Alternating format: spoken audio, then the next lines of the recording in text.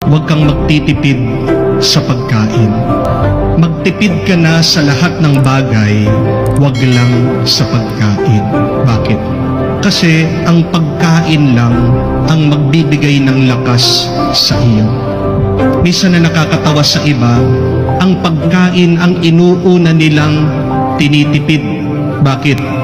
Dahil meron silang ibang inuuna na pinaggagastusan.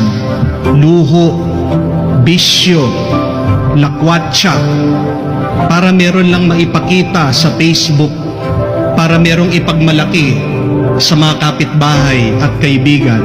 Tinitiis na magutom para mabili, makuha yung hilig.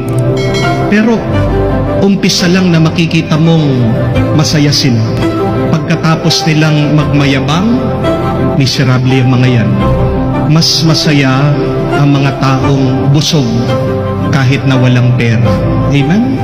Ang Diyos din po, si Jesus, ayaw din nakikita ang mga tao na nagugutom. Gusto niya busog sila. Kaya gumawa siya ng paraan para pakainin sila. Yan po yung tandaan natin. Pag tayo ay nagugutom sa ating buhay, ang kailangan lang nating gawin ay lumapit sa Panginoon. Lumapit sa Diyos.